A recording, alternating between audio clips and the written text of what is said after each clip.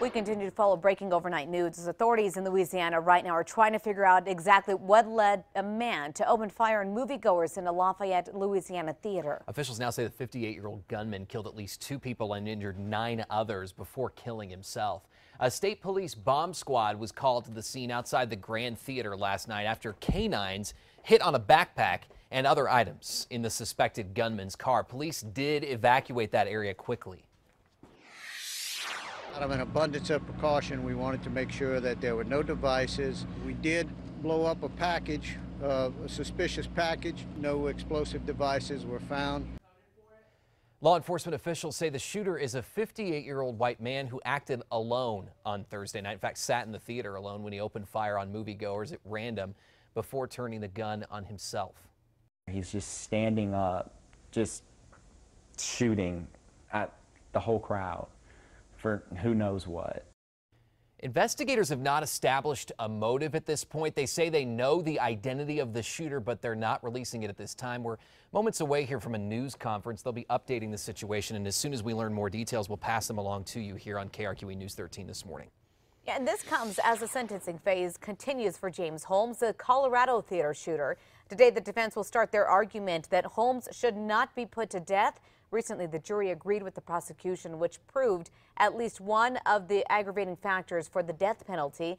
It all depends on the jury's final decision on this. 6:03 this morning, the parents of who are accused, I should say, of setting a homeless man on fire are locked up, and this is not the first time that they've made headlines. 3 years ago, Irene Enriquez led deputies on a chase going the wrong way.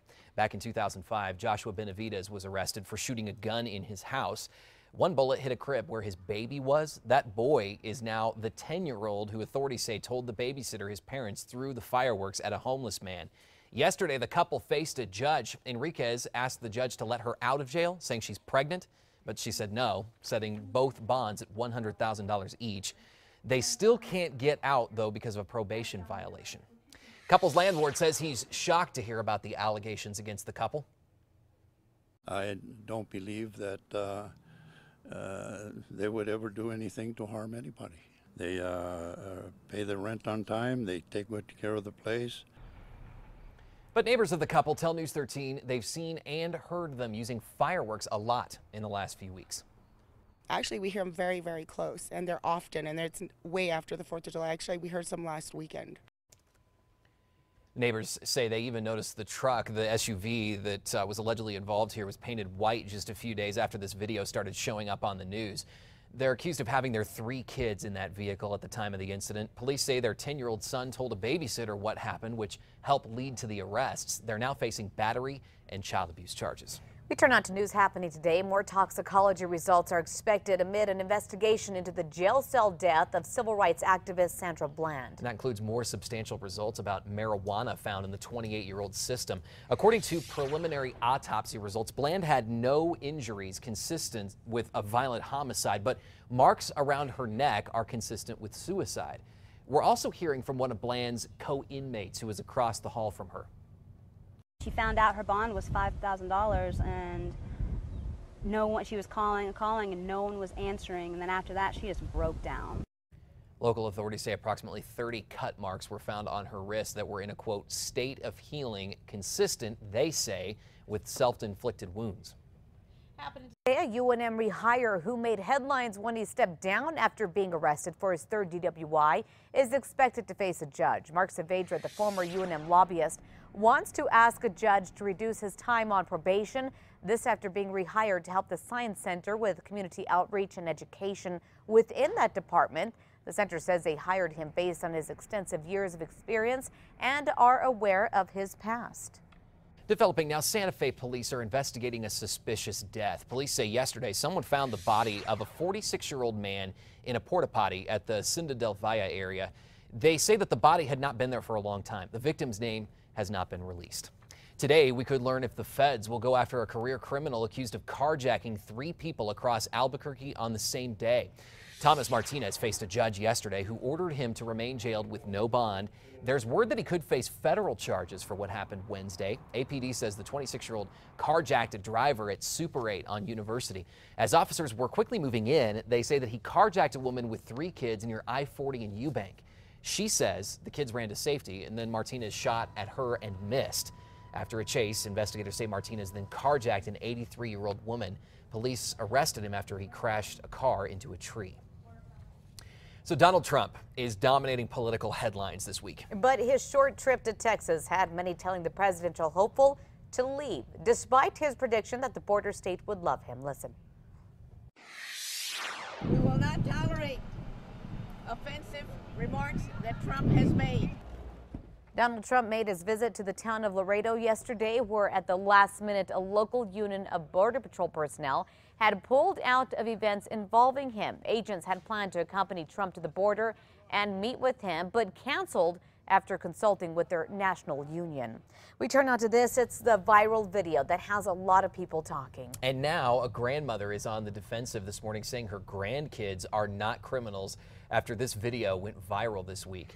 It shows a woman breaking through a window trying to get a child stuck inside. Witnesses say that child was sweating and crying. Her aunt and uncle were both in court yesterday, charged with child endangerment for allegedly leaving their niece in a swelteringly hot car. But their grandmother's coming to their defense. They would never intentionally hurt a child. It was an accident.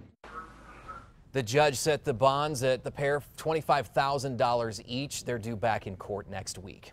Take a look at this. With all the recent shark attack stories, 2 Florida swimmers switched it up a little, coming to the rescue of a hammerhead shark. Logan Lycos noticed the shark swimming close to his mother. Then he noticed the fishing wire hooks in its mouth. That's when he pulls the shark toward him and takes the wires from its mouth. They pull the shark in a second time, take the hooks out, then send him on its way. Pretty neat. Yeah, I know. Kind of interesting. You'd think they would run from it, right? Yeah, I would have run the other way. I'm like, no, not dealing with that. Just into our newsroom here at 6:31, we have the governor of Louisiana speaking right now in a news conference to update that shooting in Lafayette, Louisiana that happened inside the movie theater. Yeah, we learned a lot of information just from the chief of police just recently in a press conference. Do we have the press conference anymore? City in America.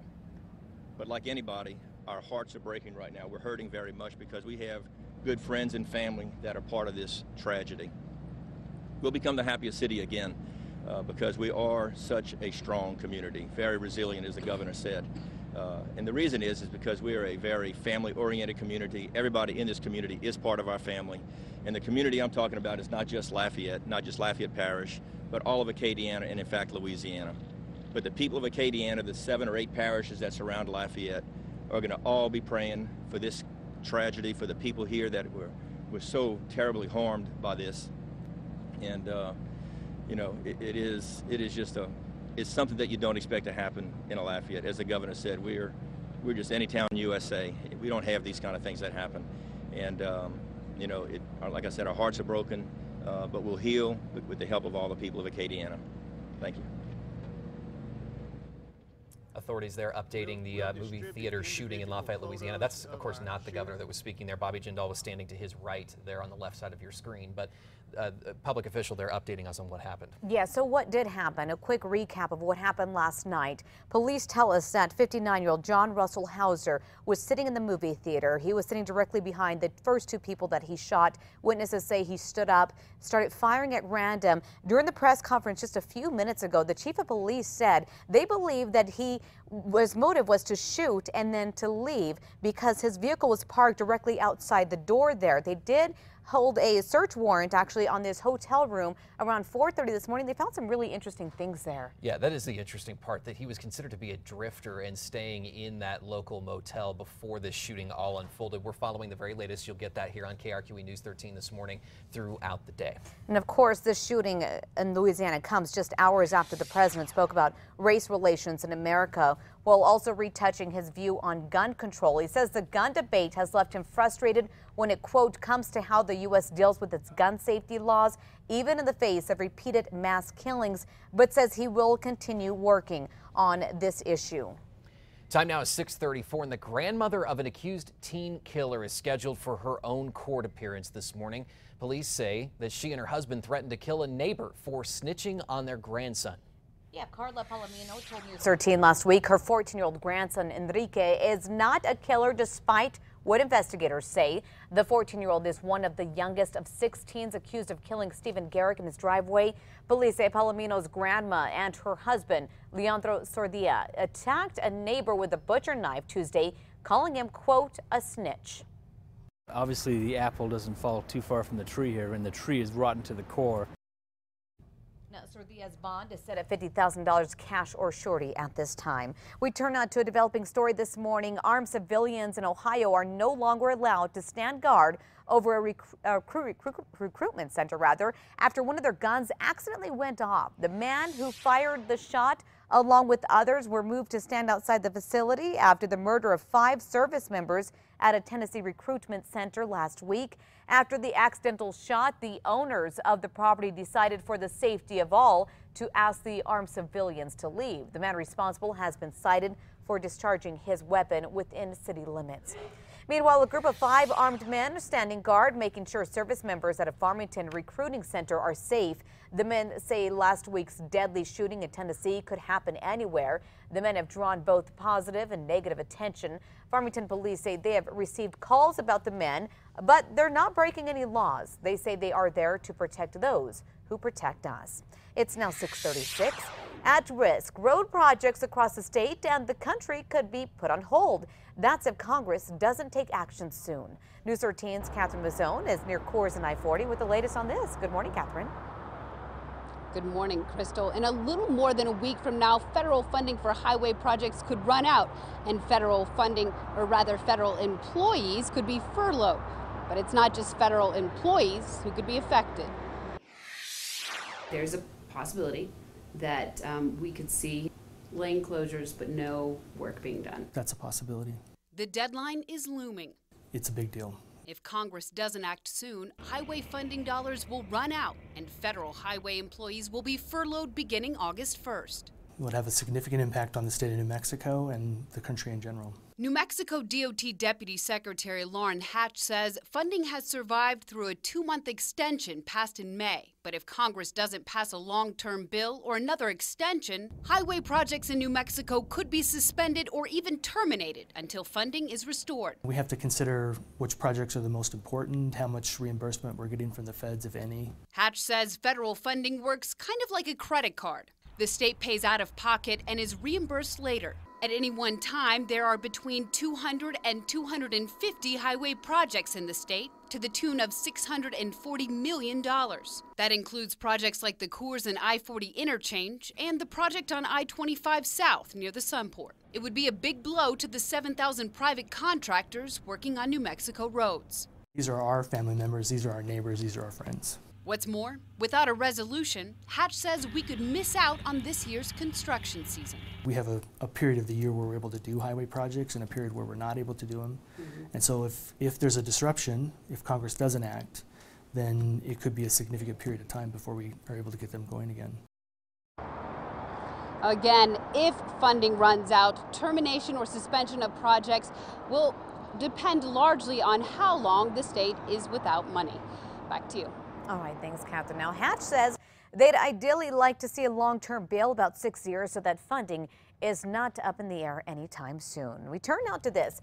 Big, beautiful balloons, a top-rated zoo, and Route 66 are just some of the things Albuquerque has to offer. All of it brings in $2 billion a year in tourism dollars. Yeah, but the only thing that many outsiders know about Albuquerque is what they see on Breaking Bad.